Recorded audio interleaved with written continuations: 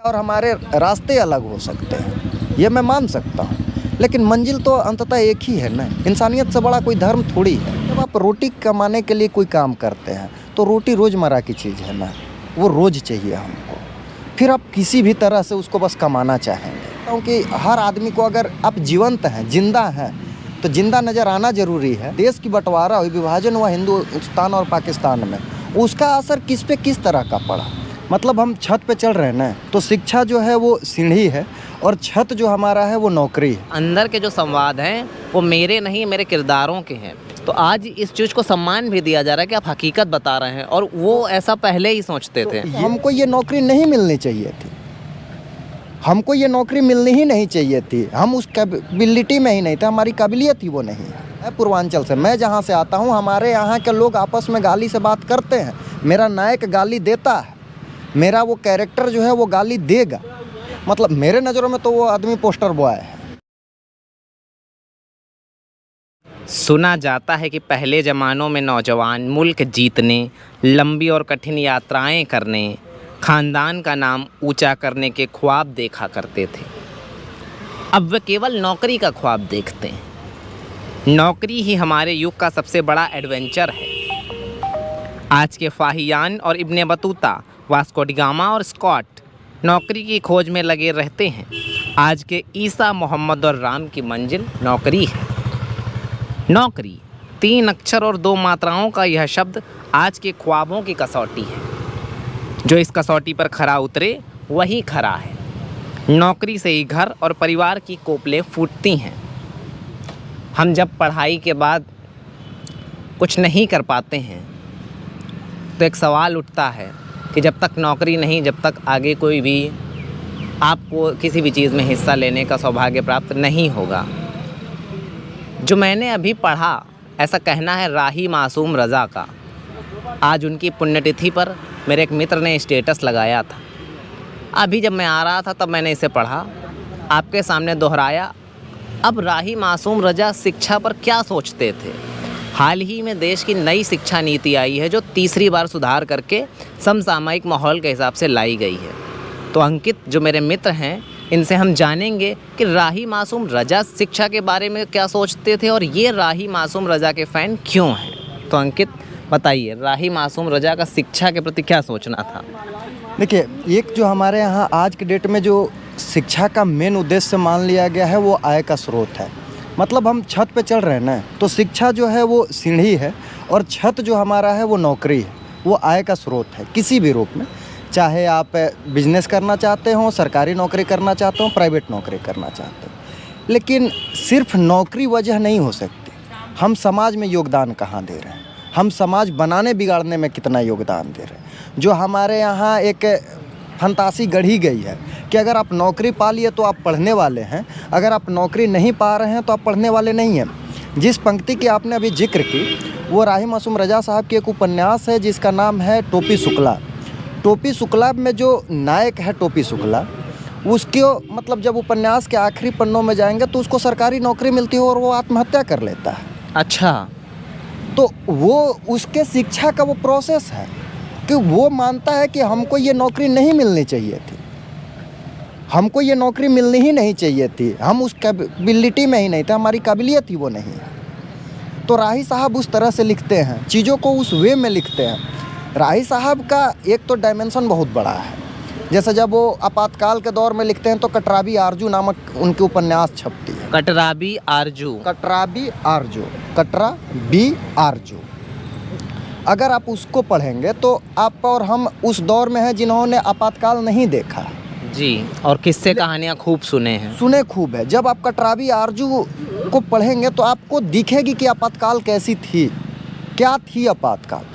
आज उस समय में वीडियोग्राफी की उतनी सीन नहीं थी तो हम उतना देख नहीं पाए हैं, लेकिन आप उस किताब को पढ़ते हुए ज़िंदा जी सकते हैं कि कितनी भयावह थी, कितनी उसकी रोमांटिसाइजेशन की गई थी, कितना उसको रोमांटिक तरीके से रिप्रेजेंट करने की कोशिश की गई थी। उनकी एक किताब है आधा गांव, जिसकी सारी जिक्र की जाती है कई बार। अच्छा, ये एक बहुत बड़ी बात है कि राही साहब को बहुत बड़े बड़े पुरस्कार नहीं मिले क्योंकि उन्होंने अपनी जो भाषा रखी ना वो वास्तविक रखी। नहीं, पुरस्कार नहीं मिले किस लिए कि सत्य उजागर कर दिया या सरकारों के उसमें नहीं लिखा? नहीं, वो भी कारण नहीं है।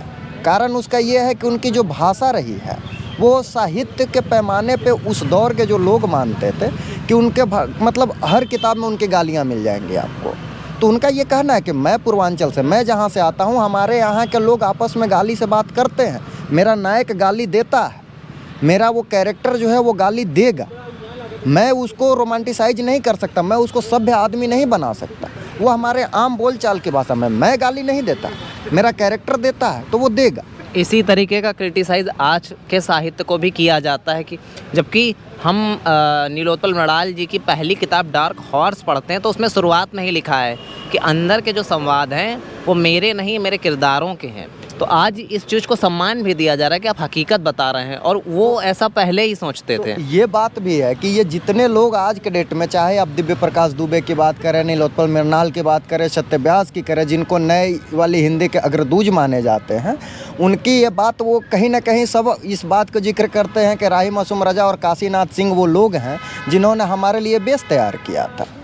इनकी आधा गाँव पढ़ लीजिए, कटराबी आरजू पढ़ लीजिए, नीम का पेड़ पढ़ लीजिए, कोई टोपी शुक्ला पढ़ लीजिए, कुछ भी उनका लिखा। नीम के पेड़ में क्या है, इसके बारे में थोड़ा प्रकाश डालें। राजनीति से चलती है कि राजनीति कैसे चलती है, कैसे भाईचारे में राजनीति, कैसे मतलब राजनीति का पासा कैसे बदलता है मिनटों में, वो उस पर आधारित है। उसके बाद उनकी और एक जो उनकी सबसे ख्याति प्राप्त जो काम है वो महाभारत के डायलॉग्स हैं। महाभारत, और ये उस दौर की बात है कि महाभारत को एक हिंदू टेक्स्ट मानी जाती है। और महाभारत का जब स्क्रीन प्ले और डायलॉग लिखा जा रहा था तो उस दौर में राही मासूम रजा उसको लिखते हैं, तो कितने भाईचारा का बात रहा है उसमें, हिंदू मुस्लिम एकता और सौहार्द के प्रतीक के रूप में। गंगा जमुनी तहजीब जिसको कहते हैं, उसके मतलब मेरे नज़रों में तो वो आदमी पोस्टर बॉय है जी।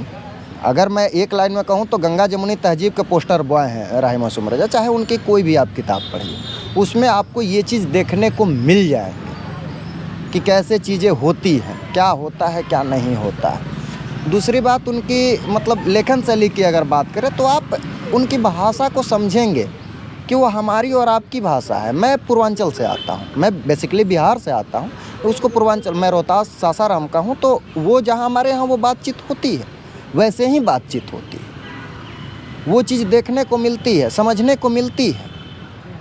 ये समझना हमारे लिए, जैसे उनकी अभी एक हाल ही में मैंने किताब पढ़ी ओस की एक बूंद, कि बंटवारा हुआ, जब देश की बंटवारा हुई, विभाजन हुआ हिंदुस्तान और पाकिस्तान में, उसका असर किस पे किस तरह का पड़ा। इसमें और भी कई उपन्यास लिखे गए हैं। हाँ, जैसे एक अमृता प्रीतम की एक उपन्यास है, मुझे उसका नाम अभी ध्यान नहीं है, उनकी काफ़ी उसकी चर्चा होती है। मैं राही साहब की बात इसलिए कर रहा हूँ कि गाजीपुर से राही साहब बिलोंग करते थे। कितने पाकिस्तान एक उपन्यास है, कमलेश्वर का है शायद।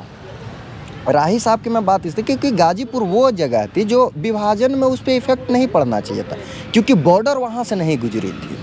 अमृता लिखती हैं तो अमृता का ये बात है कि वो पंजाब से आती है, वो पंजाब पे लिखती हैं, तो वो एक चीज़ है। दूसरी बात है कि राही साहब की जो मतलब एक जो भाषा के स्तर पे, तो मतलब मैं कहता हूँ कि हर आदमी को, अगर आप जीवंत हैं, जिंदा हैं, तो जिंदा नज़र आना ज़रूरी है। और उसके लिए राही साहब एक वो आदमी हैं कि वो आदमी सिर्फ पैसे के लिए, कमाने के लिए नहीं लिखते हैं। मतलब अब हो सकता है वो कमाए होंगे, उनके आय के स्रोत रहे होंगे, मैं इसमें नहीं जा रहा, लेकिन लिखने का उद्देश्य आय तो नहीं ही रहा होगा, क्योंकि जिस तरह के मुद्दों पे वो लिख रहे थे वो आय का मुद्दा तो कहीं नहीं हो सकता है। और एक दिन मैं आपसे बात करते होंगे जी, एक दिन मैं आपसे बात कर रहा था तो आप ये कह भी रहे थे कि जो पैशन है उसको अगर हमने प्रोफेशन बना लिया तो फिर वो ओरिजिनलिटी नहीं आ पाती है। बिल्कुल, ये मेरा ये इस पे व्यक्तिगत तौर पे ये मानना है कि जब आप रोटी कमाने के लिए कोई काम करते हैं तो रोटी रोज़मर्रा की चीज़ है ना, वो रोज़ चाहिए हमको। फिर आप किसी भी तरह से उसको बस कमाना चाहेंगे, क्योंकि भूखे पेट, तो वो बात कही गई, भूखे पेट भजन ना होए गोपाला, भजन ना होए गोपाला, तो वही वाली बात हो जाती है। फिर आप कुछ भी लिखेंगे, जैसे मंटो ये बात कहते हैं कि मैं उपन्यास नहीं कहानियाँ इसलिए लिखता हूँ क्योंकि डेली के पैसे मुझे मिल जाते हैं। हालांकि मंटो इस बात में फिट नहीं होते हैं, मंटो लिखते जिस कदर का है उसमें मैं टिप्पणी नहीं, मत मैं बस एक एग्जाम्पल की बात करूँ कि मंटो उपन्यास भी लिख सकते थे, लेकिन वो कहानियाँ लिखना प्रीफर करते हैं क्योंकि उनको रोज़ का आय चाहिए। खैर, राही साहब की जो भी लेखनी है, मैं तो समझता हूँ कि हिंदुस्तान के हर एक नागरिक को उनके लिखे हर एक शब्द को पढ़ने चाहिए। मतलब मेरा ये भावुकता भी हो सकता है, लेकिन सच है। कोई भी जब आप उसको पढ़ेंगे, उनकी लिखी एक एक शब्द आप पढ़ेंगे तो आपको समझ आएगी कि लिखने और पढ़ने की जो बात है, साहित्य समाज को किस तरह से जगा सकता है। साहित्य सिर्फ लिखने की बात नहीं है, समाज का आईना भी तो है। समाज दिखना भी तो चाहिए। हमारे सपनों का समाज कैसा होना चाहिए, इसकी उम्मीद भी तो उसमें दिखनी चाहिए ना, और वो बहुत ज़रूरी चीज़ों में से। तो राही साहब उस तरह का लेखन करते हैं, वो लगता है कि वो समाज को ज़िंदा बनाना चाहते हैं। मतलब जब आप कटरावी आरजू पढ़ते हैं तो आपको वो दिख जाएगा कि किस तरह के समाज थे उस दौर में, क्या चल रहा था सोसाइटी में। तो जो राही मासूम रजा का उपन्यासों के अलावा उन्होंने और किन क्षेत्रों में हाथ, आपने डायलॉग राइटिंग के लिए बताया महाभारत के, और क्या कविता भी लिखी है, रेखा चित्र, और इसमें भी हाथ आजमाया? मैं किसी प्रकार का मैं नहीं जानता हूँ। मैं बहुत ज़्यादा उनके बारे में मैं बहुत छोटा अंश उनको पढ़ा हूँ। मतलब हो सकता है कि मैं उनके काम का 1/1000वां या 10,000वां भाग में बस सिर्फ जानता हूँ।